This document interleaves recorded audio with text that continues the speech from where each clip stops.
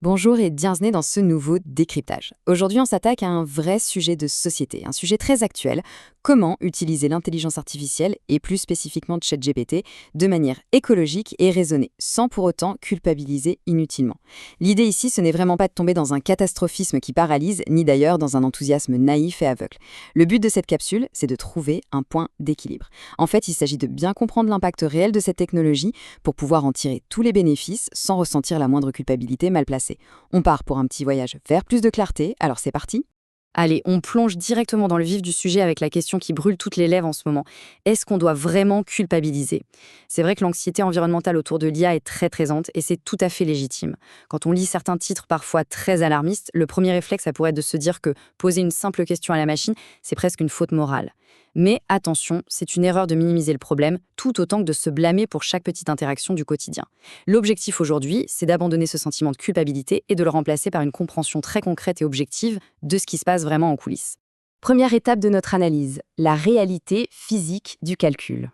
Parce que non, l'intelligence artificielle n'a absolument rien de magique. Ce n'est pas un petit esprit immatériel qui habite par miracle dans un téléphone. En réalité, le smartphone ou l'ordinateur, c'est juste une télécommande.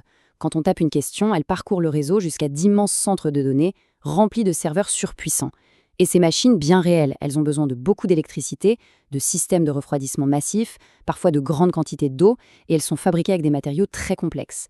Pour donner un ordre d'idée, et ça ce sont les chiffres de l'Agence internationale de l'énergie, les data centers ont consommé environ 415 TWh d'électricité dans le monde en 2024. C'est littéralement colossal. Donc l'impact, il est bien là, de la fabrication des machines jusqu'à leur utilisation quotidienne. C'est qui nous amène à notre deuxième partie, le poids caché de nos requêtes. Une fois que notre question arrive dans ces immenses fermes de serveurs, comment est-ce que la machine traite le texte, concrètement? Eh bien, il faut savoir qu'un modèle d'IA ne pense pas comme nous, il calcule. Et pour faire ça, il découpe notre texte en tout petits morceaux qu'on appelle des tokens. Un token, ça peut être un mot, juste une syllabe, un espace ou même une virgule. La machine reçoit une série de ces petits bouts, elle les analyse mathématiquement et elle reconstruit sa réponse morceau par morceau. Donc la règle de base est purement mécanique, plus ce qu'on demande est long, et plus la réponse qu'on attend est longue, plus il y aura de calculs informatiques lourds derrière. Et là, il est crucial de faire la distinction entre deux moments clés dans la vie d'une intelligence artificielle. C'est ce qui permet de savoir où agir. D'abord, il y a la phase d'entraînement du modèle, qui demande d'ingurgiter des volumes de données inimaginables. Ça, c'est exactement comme fabriquer une voiture à l'usine. Ça demande une énergie massive dès le départ. Et ensuite, il y a la phase d'utilisation quotidienne, ce qu'on appelle l'inférence. C'est le moment où on pose notre question, et ça, c'est comme faire un trajet avec cette voiture. Bien sûr, les deux phases ont un impact écologique, mais c'est sur ces petits trajets du quotidien que nos choix font une véritable différence. D'autant plus qu'il faut bien réaliser que tous ces trajets ne consomment pas du tout la même quantité d'énergie. Selon les estimations de l'Institut Epoch AI, une requête textuelle classique sur un modèle comme GPT-4o, ça consomme environ 0,3 Wh. À l'échelle d'une personne, c'est vraiment très faible. On est à des années-lumière d'une machine à laver, par exemple. Mais par contre, si on demande à la machine de digérer un énorme document de 80 pages complètement brut, le poids du calcul explose. Et si on part sur la génération d'images ou de vidéos, alors là, on multiplie drastiquement l'intensité des ressources. Générer 3 petites lignes de texte n'a tout simplement pas le même coût écologique que de demander 10 images en haute définition. On peut voir la différence très clairement avec un petit exemple. D'un côté, on a l'approche peu sobre, le fameux réflexe de taper « explique », puis voyant que ça ne va pas, de dire plus court, et enfin refait.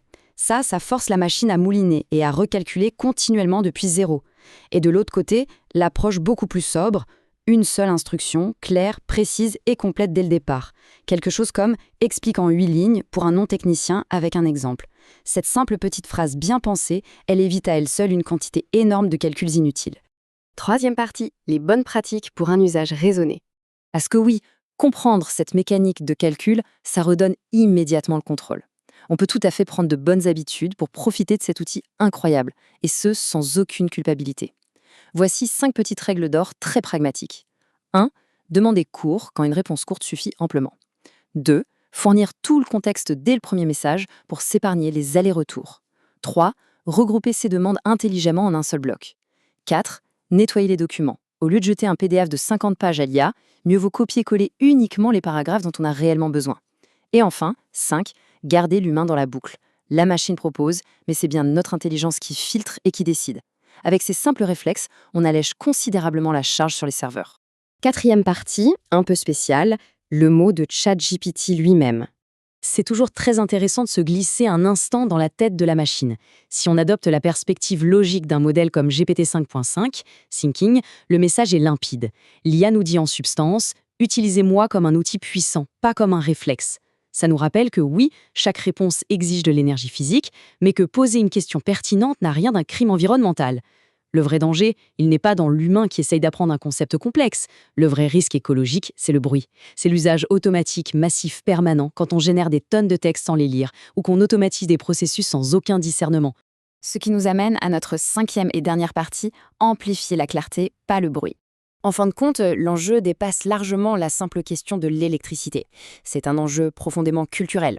Ce qui guette notre époque, c'est de voir notre attention collective saturée par du contenu vide, généré par des machines sans aucune intention derrière. Mais attention, la sobriété numérique ne doit surtout pas devenir un prétexte pour s'interdire de penser, d'apprendre ou de créer. L'intelligence artificielle est un amplificateur absolument phénoménal de nos propres intentions.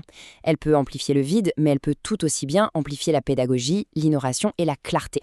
L'idée, c'est d'être responsable sans pour autant devenir stérile. Il ne faut pas gaspiller ses ressources, c'est une certitude, mais il ne faut surtout pas freiner cet incroyable élan vers la connaissance. Pour clôturer ce décryptage, on peut garder à l'esprit une dernière réflexion, un peu comme une boussole mentale pour nos futurs usages. Avant de lancer un calcul, la question ultime, c'est de se demander est-ce que cette requête va aider à mieux comprendre, à mieux décider, à créer quelque chose d'utile, ou bien est-ce qu'elle ajoute simplement du désordre et du bruit au monde ? En passant nos usages à travers ce petit filtre, interagir avec l'intelligence artificielle devient non seulement écologique, mais aussi redoutablement pertinent. C'est une bien belle manière de repenser notre rapport quotidien à la technologie. Merci d'avoir suivi cette analyse et à très bientôt.